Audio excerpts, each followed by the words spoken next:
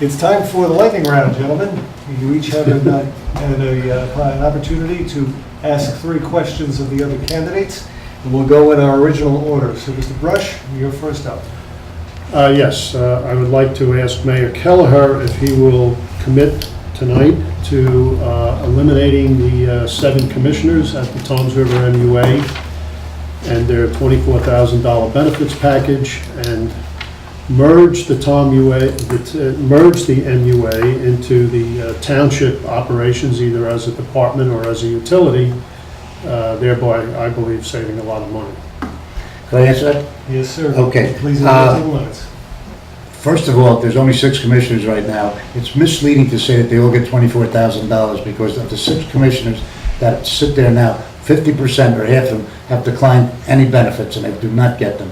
2 of the commissioners get family plans at $19,000 each, and 1 gets a single plan at $7,000 each. As you know, based on what the governor did, as new people get appointed, they're not going to get those benefits based on the legislation that the governor introduced. So I agree that that's an issue that should be looked at, but the total cost is only $48,000. In the real world, that's not a hell of a lot of money. What's interesting is that in June of '03, when Paul decided to run as an independent, he was interviewed by the Asbury Park Press and said that he and his independent candidates had walked through the MUA with John Broom, the director of the MUA. He said they're financially fit, the place is working fine. He said, I don't see that it should be abolished at all. And now, a few years later, he's saying it should be abolished. I don't understand that. All right. Can I respond to that? Next question. No, I just want to say, at that time, I said there was no compelling need, and that was during the campaign. There was no compelling need at that time when they took me through, because there was a lot of talk about abolishing them by the Democrats, and at that time I said, after I get elected, that may change. Okay, next question. My next question? Your next question. Oh, yes. 3 in a row? 3 in a row. 3 in a row. Mr. Kelleher, Yes, sir. Mayor Kelleher, would you commit to doing whatever you can legally to lower the open space tax from $0.015 to half a cent, and thereby saving $1.5 million in property taxes to the level it was at before the revaluation was completed? And the answer is no, I'm not going to do that because that money is helping with the debt service on all of the bond issues for the properties that we have already acquired, and it enables us to have money to buy additional properties as time goes on. We figured out the difference, and it would be about $70 or $80 per home in Toms River. And I don't think it would be good to do that. If we reduced it and we wanted to pay them more debt service, we'd have to put it on the tax rolls. And here, the money on the open space is paying those charges. Final question, sir.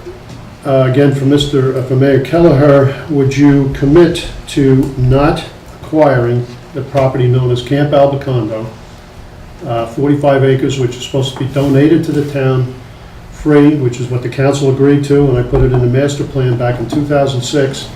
And there has been an effort to acquire Camp Albacondo, which I understand is going into foreclosure.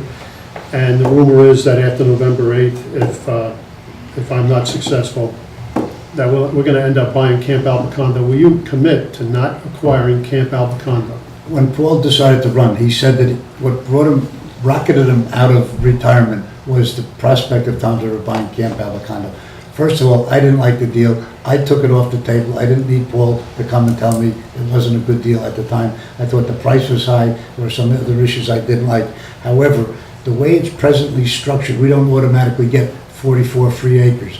The developer can develop concentrated 187 age-restricted units, and if he elects to do that, he has to give up 44 units. But the same developer or a different developer, if you want to put standard-sized houses in there, could do that and not give us anything. Sometime down the road, Camp Albacondo could be a worthy addition to our park system. Every single environmental group in this whole region of the state encouraged us to do that because it would eliminate any development there. It would help with the governor's 10-point plan to clean up Barnegat Bay, and so that depends on circumstances down the road. All righty, sir. Mr. Kelleher, you're up next. 3 questions. Yeah, you know, in looking at some of these newspaper clippings, Paul, I'd like to ask you, when you decided to run as an independent, you were really very critical of the Democratic Party in this county. You said they had no vision, they couldn't get anything done, and they didn't pay any attention to you, and that's why you became an independent. Now you're back as a Democrat, and I'd like to know, maybe you could explain to the public, what caused you to change your mind? Well, Tom, as you probably know, I always was a registered Democrat, and I said that all through the campaign. And if you recall, it was a time in our history when the voters were so disgusted with the shenanigans that were going on in town hall that they changed the form of government so that they could elect a full-time mayor and they could elect 7 council members. The township committee meetings up to that point were an embarrassment, and that's all that I was referring to. And the two parties had already selected their candidates. I had no intention of, as a matter of fact, I was going to run for Senate against Andy Ciesla, as a Democrat.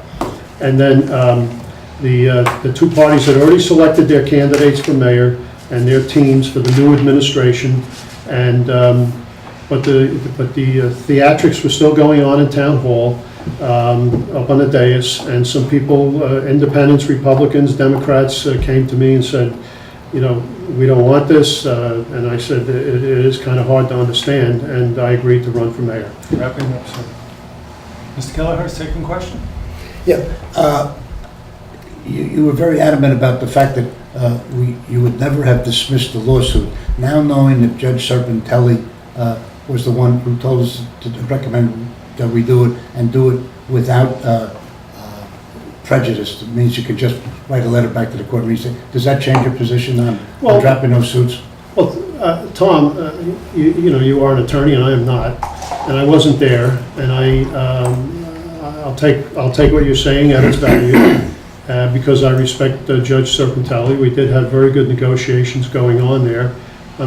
I would like to have been there and had an opportunity to convince Judge Serpentelli that this is not the right thing, and as mayor of this town, I don't want to drop this lawsuit. So I can't really say for sure if it changes my mind. I wasn't there. But what's more disturbing is that I've been to council meetings, I've asked questions, and I don't see anything, and I don't hear anything coming out of town hall and out of your office, Tom, about how we're progressing with the only public statements I've heard you make, Tom, is that, gee, until we get those drums taken out of there, no company's going to come in there. Well, I know that, but it doesn't seem like we have any hammer over them anymore. So no, I'm not ready to change my position on that. I'll tell you. Final question, sir?